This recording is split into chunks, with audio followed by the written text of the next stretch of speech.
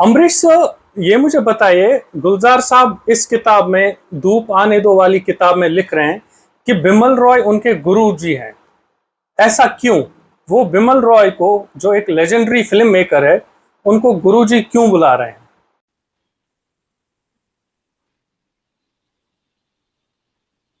पहले मैं आपको मेरी कॉपी भी बता दूं, धूप जी। आने दो की। जी। जी, देखिए ये आप तो शायद जानते हैं कि गुलजार जी को फिल्मों में अ, आने की बहुत रुचि थी नहीं। वे एक गैराज में काम कर रहे थे मुंबई सेंट्रल में इलाके में, और कार स्प्रे पेंटिंग, कार को मरम्मत, कार की दुरुस्ती करके फिर बाद में स्प्रे पेंटिंग करना। और काफ़ी वक़्त अच्छा वक़्त मिलता था शाम के समय, तो वो लिखते पढ़ते थे, काव्य सम्मेलन में, मुशायरों में जाते थे, उनका अच्छा चल रहा था। लेकिन चूँकि उस गैराज में वासुदा आते थे, वासु भट्टाचार्य, सलील दा आते थे, देबू सेन आते थे, ये सब बिमल रॉय साहब के यहाँ पर काम किया करते थे। तो जब उनको समझा कि ये लड़का लिखता है, शायरी लिखता है, किताबें पढ़ता है, ये गैराज में क्या कर रहा है? गैराज में काम क्यों कर रहा है ये? तो वो लेकर गए उन्हें बिमल दा के यहाँ, और बिमल दा की कंपनी में वे जॉइन हुए और वहाँ काम करने लगे, और वो बंदिनी का गाना उन्होंने लिखा। तो फिर पूरा समय, मतलब आप समझिए, इनकी जो फ़िल्में थी बिमल दा की, उनके साथ वे जुड़ गए। जैसे अ अ अ, बंदिनी, सुजाता, और अ, ये जो अ, बिमल रॉय साहब की जो और एक बहुत बढ़िया फ़िल्म जिसके तो उन्होंने गाना भी लिखा, वो काबुली वाला। तो ये जब बिमल दा के यहाँ पर ये सब हुनर सीखे, सिनेमा का स्किल सीखे, तो ये बहुत ज़ाहिर है कि वे बिमल दा को अपना गुरु मानेंगे। और मैं ये खुद मानता हूँ कि बिमल दा की जो स्कूल थी कहानी कहने की, वो पहले पर्दे पर कहानी कहानी कहने का जो उनका तरीका था, जो शैली थी, उसी शैली को गुलजार जी और ऋषिदा आगे लेकर गए। सर, ये मुझे बताइए, ये ऋतु रंग में पहले मराठी में पब्लिश हुई थी, धूप आने दो, और आपने इसका ट्रांसलेशन किया, और आप गुलजार जी के घर जाते थे हर मॉर्निंग 8 बजे इसका ट्रांसलेशन करने के लिए, उनसे सुनते थे, लिखते थे आप, और फिर आपने ये किताब कंपाइल की। कितना मुश्किल या कितना आसान था गुलजार जी के साथ ये काम करना, ये जो ट्रांसलेशन का काम है? मनीष जी, पहले एक बात मैं आपको बताऊं कि ये मराठी आर्टिकल्स थे पहले, ये बात सही है। तो गुलजार जी, ये महाराष्ट्र में एक परंपरा है कि दिवाली के समय, जैसे बंगाली में पूजा के समय विशेषांक निकलते हैं, एनुअल्स, लिटरेरी एनुअल्स निकलते हैं, तो महाराष्ट्र में भी है। तो ऋतुरंग ये हर दिवाली को निकलने वाली वो एक पत्रिका है जो दिवाली को निकलती है, और बड़ी अच्छी, मोटी, बड़ी अच्छी पत्रिका है, बड़ा उसका नाम है ऋतुरंग का। तो ऋतुरंग के लिए ये उर्दू में कहते थे। किताब की विशेषता देखिए क्या है। ये प्रोसेस ऐसा शुरू हुआ कि गुलजार जी अरुण शेवते जी से या उनके कॉलीग से बात करते थे उर्दू में। वो उसका ऑफिस जाकर मराठी करते थे, फिर वो छपता था, उसकी निकली पुस्तक, और वो मराठी पुस्तक का ये अंग्रेजी अनुवाद, यानी ये उर्दू से मराठी और मराठी से अंग्रेजी, ऐसी ऐसा इस किताब का प्रवास है, सफर है। और आप आप। ये जो कह रहे हैं कि जी, जी जी जी, आप। हाँ जी, आप जो कह रहे हैं कि अ, उनके साथ सुबह 8 बजे, तो अरुण शेवते जो ऋतुरंग के एडिटर थे, वो जब दिवाली के समय जाते थे लिखने के लिए, तो वो सुबह 8 बजे जाते थे। किताब का जो अनुवाद अंग्रेजी में हुआ, वो पिछले जुलाई में शुरू हुआ, जुलाई 2022 में। बिल्कुल बिल्कुल बिल्कुल। मार्च अप्रैल में ये किताब आई, तो ये 8 महीना मेरे लिए तो जैसे मानो उत्सव था। It was a lit fest, we used to call it Boskiyana lit fest. तो इतने अनुभव मिले, इतना उनका सहयोग मिला, इतना उनका सहवास मिला, उनके साथ रहने मिला, सीखने मिला। तो ये मेरे लिए बहुत ही खुशी का 8 महीने मेरे लिए बहुत खुशी के थे। उन आपका जो पहला चैप्टर है उसका नाम ही पंचम है, और पंचम हम प्यार से आर डी बर्मन साहब को क्या कहा करते हैं। गुलजार साहब और पंचम का जो रिश्ता है, ये बना कैसे? देखिए, गुलजार जी ने जो पहला गीत लिखा वो एस डी बर्मन साहब के लिए लिखा, मोरा गोरा अंग लई दे मोहे श्याम रंग दई दे, बंदिनी सिनेमा के लिए। तो उस गाने की रिहर्सल में ही पंचमदा आते थे, तब वो छोटे थे, 18-20 साल के होंगे। तो तब से इनका उनसे मेल मिलाप, मुलाकात, सोहबत, साथ में रहना उठना। फिर जब वो संगीतकार बने तीसरी मंजिल, पहले तो उनकी फिल्म थी छोटे नवाब, उसके बाद जो बहुत बड़ी उनकी फिल्म आई जो कि ट्रेंड सेटिंग फिल्म थी, सारे फिल्म का म्यूजिक इन्होंने पूरा परिवर्तन कर दिया, वो थी तीसरी मंजिल। जब गुलजार जी ने अपनी खुद की फिल्में बनाना शुरू किया, तब उनको लगा क्यों ना मैं इस पुराने दोस्त के साथ हो जाऊं, और दोनों एक ही वेवलेंथ पर थे। देखिए, पंचमदा सिनेमा के संगीत में मूलभूत गहरे बुनियादी परिवर्तन कर रहे थे, और बस यही बात गुलजार जी की भी थी। उन्होंने फिल्म का ढांचा, फिल्म की कहानी, पटकथा, संवाद और गीत इसमें काफी बड़े परिवर्तन किए। तो वो साथ साथ में ही थे। ये एक साइलेंट रेवोल्यूशन था हिंदी सिनेमा में। गुलजार गुलजार साहब और पंचमदा का एक साथ आना एक साइलेंट रेवोल्यूशन था। They both made a silent revolution in Hindi cinema music. और मैं ये भी समझता हूँ कि उस वक्त 70-72 के बाद जब एंग्री सिनेमा आने लगे, जिसमें बहुत हिंसाचार बहुत था और मारा मारी थी, तो शायद पंचम ये सोचते होंगे कि अगर मुझे कथा प्रधान सिनेमे मिलेंगे तो बतौर संगीतकार मेरी प्रतिभा खिल सकती है। जिसमें मारा मारी ढुसुम ढुसुम है, उसमें मेरे क्या संगीत होगा। उन्होंने हिंसा पर आधारित फिल्मों को संगीत दिया, लेकिन उनका संगीत जो खिल उठा वो आंधी, इजाजत, घर, मासूम, इन फिल्मों में, जो गुलजार जी की फिल्में हैं। अमरीश ये जी, बहुत ही सफल जी, जी ये बहुत ही जी सफल और बहुत ही सफल और बहुत सुंदर साझेदारी, पार्टनरशिप इन दोनों में थी। अमरीश जी, इन्होंने दोनों ने मिल के पंचमदा और गुलजार साहब ने घर घर एक मूवी थी, उसके लिए गाना लिखा, आपकी बदमाशियों के ये नए अंदाज हैं, जिसमें जिसमें जिसमें एक लफ्ज बदमाशियों था। और गुलजार साहब को और पंचमदा को बहुत ये था कि लता मंगेशकर ये गाना गाएगी कि नहीं, बिकॉज ऑफ दिस पंच बदमाशियों का लफ्ज। वो थोड़ी सी स्टोरी जो आपने लिखी है, थोड़ा सा वो नरेट करें व्यूअर्स के लिए कि ये जो बदमाशियों का लफ्ज है पहले वाले चैप्टर में क्या था या जी।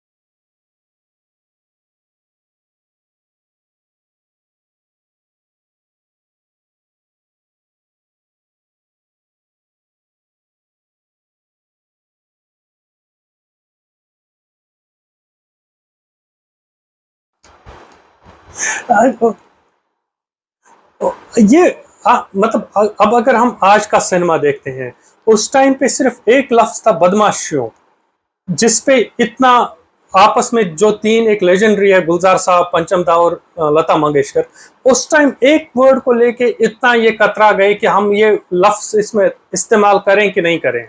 और आज का जो आप देखते हैं इतनी वल्गैरिटी है, तो सिनेमा के थ्रू जो वल्गैरिटी आती है, through it's language, through it's content, through other things, तो कितना दो सिनेमाज में जो 70s 60s या 50s का जो सिनेमा था और जो आज का सिनेमा है, कितना बदलाव आ चुका है दोनों में।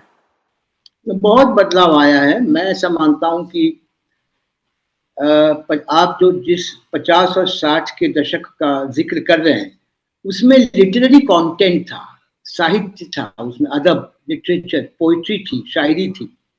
आप देखिए उस जमाने के लेखक कमलेश्वर जी लिख रहे थे, गुलजार जी लिख रहे थे, विजय आनंद स्वयं बहुत अच्छी पटकथा लिखते थे, सचिन भौमिक थे, राजेंद्र सिंह बेदी थे, ख्वाजा अहमद अब्बास थे, कमाल अमरोही थे। तो ये दे वर राइटर्स। मंटो साहब सिनेमा में रह चुके हैं, इस्मत चुगताई आपा सिनेमा में लिखती थी।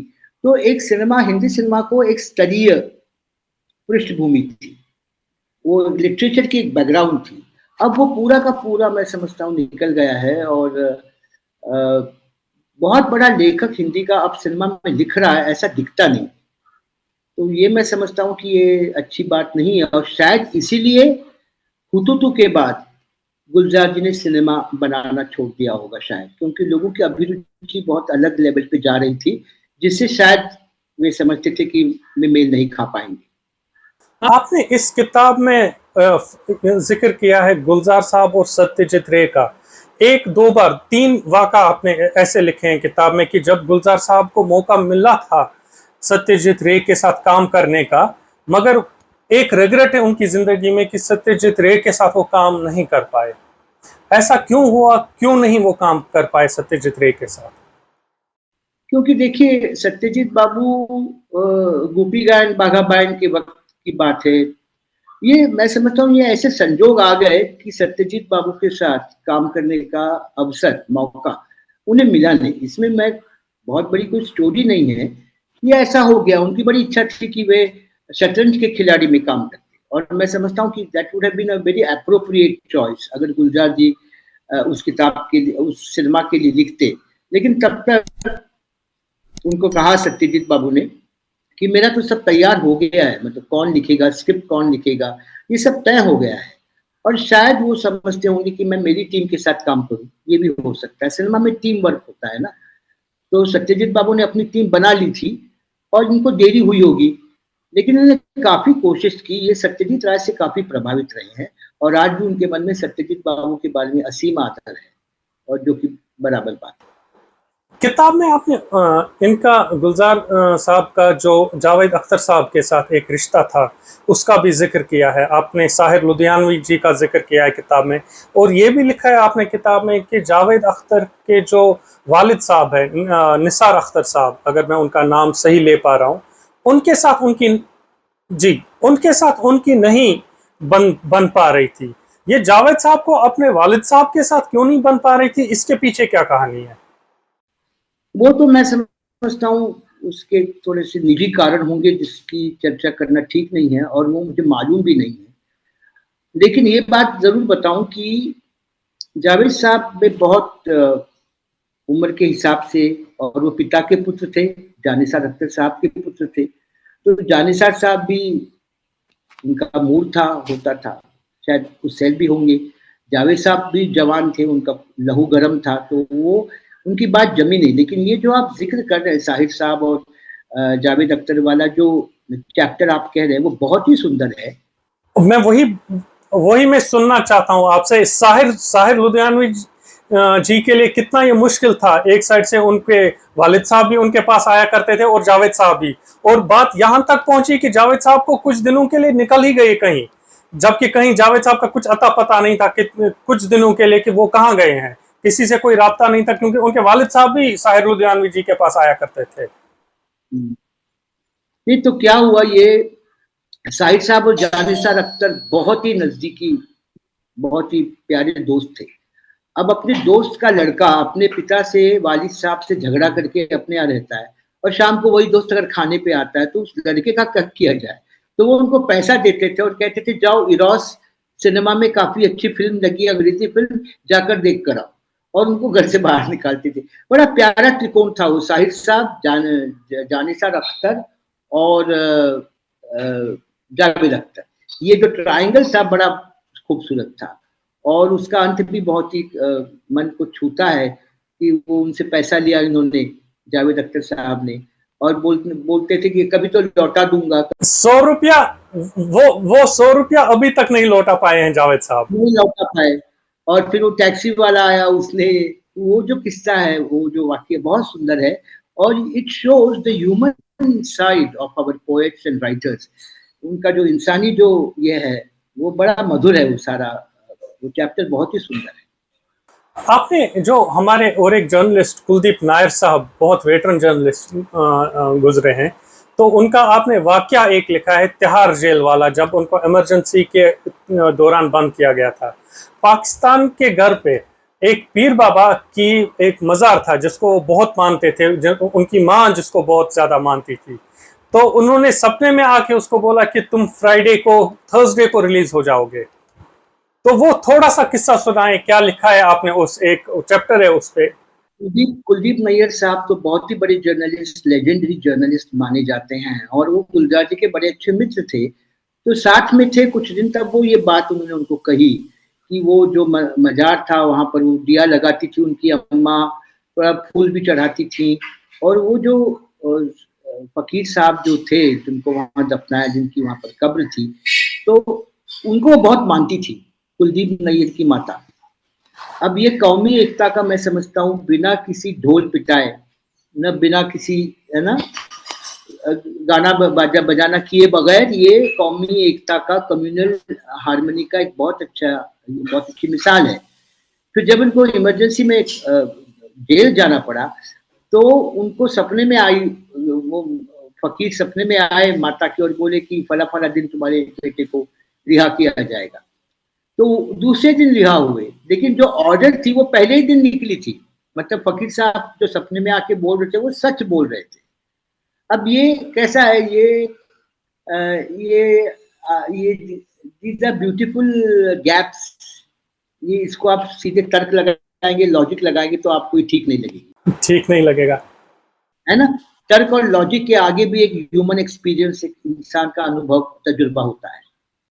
अमरीश साहब, बहुत एक जिससे मैं फैसिनेट हो गया और जिससे मैं बहुत प्रभावित भी हो गया, वो ये कि गुलजार साहब ने इसमें जो उनका कुक है, जो रामू, और जो उनका ड्राइवर है, उनका भी जिक्र किया है। एक चैप्टर, एक डेडिकेटेड चैप्टर है उनका पर्सनल असिस्टेंट, और भी एक शख्स है जिनका पर्सनली गुलजार साहब जिक्र कर रहे हैं इन बुक में।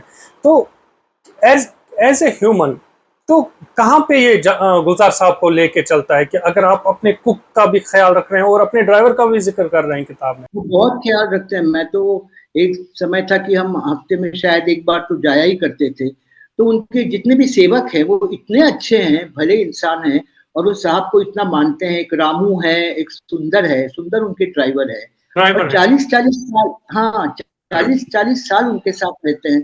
तो एक दिन बता रहे थे कि हर मई महीने में सुंदर ये अपने परिवार को मिलने दक्षिण भारत जाया करते थे। तो वो बोले देखो तुम ऐसा नहीं करो, तुम दक्षिण भारत से अपने परिवार को यहाँ बुलाओ, और उनको और उनकी पत्नी को और बेटी को अपने घर में रखते थे 1 महीना। सुंदर, सुंदर की पत्नी और सुंदर की बेटी बोस्कियाना में रहते थे 1 महीना, छुट्टी मनाते थे, मुंबई देखते थे, भेलपूरी खाते थे, पकौड़े खाते थे, आइसक्रीम खाते थे, फिर 1 महीने के बाद सुंदर उनको ले जाता था। तो मैं समझता हूँ कि ये गुलजार साहब की मानवीयता, मानवीय संवेदना, एक उन्होंने सेवक की बात कही है, बहुत सुंदर है कि वो क्या करे, वो बीच में निकल जाए गांव, बिना कहे बिना बताए निकल जाता था। तो एक दिन निकल गया वो, और बताया नहीं। इन्होंने फोन किया तो गाड़ी की खड़खड़ खड़खड़ ट्रेन की आवाज आ रही थी, तो उसने फोन बंद कर दिया सेवक ने। 2-3 महीने के बाद आया तो गुलजार जी उस पर बिफर पड़े, बोले क्या है, कभी मन में आता निकल जाते हो, कभी भी आता है चले आते हो, ये तुम्हारे बाप का घर है क्या? तो उसने शांति से जवाब दिया, बाप का घर है इसलिए तो बार बार यहाँ आता हूँ। बिल्कुल। ये इससे बात एक ध्यान में आ गई कि उन्होंने घर का नाम बोस्कियाना रखा है। Boskiyana as a word literal meaning क्या होता है और ये नाम आया कहाँ से? ये मुझे तो ज्यादा इसकी जानकारी नहीं, लेकिन बोस्कियाना, ये बोस्की नाम का एक वस्त्र होता है ना, एक गारमेंट होता है जी।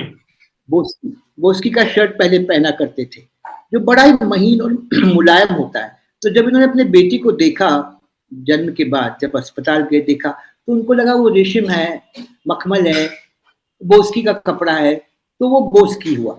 वो अपने बेटी को, मेघना जी को बोस्की नाम से पुकारते हैं, तो बोस्की का घर इसलिए बोस्कियाना। ठीक है, ठीक है। अमरीश जी, लास्ट एक सवाल, इससे पहले मैं ये इंटरव्यू समाप्त करूं, बहुत इंटरेस्टिंग इंटरव्यू रहा आपके साथ। अगर आपको गुलजार साहब को, उनकी पूरी लाइफ को, उनके पूरे करियर को और गुलजार साहब एज अ पर्सन को एक लफ्ज में डिस्क्राइब करना होगा, व्हाट वुड दैट बी?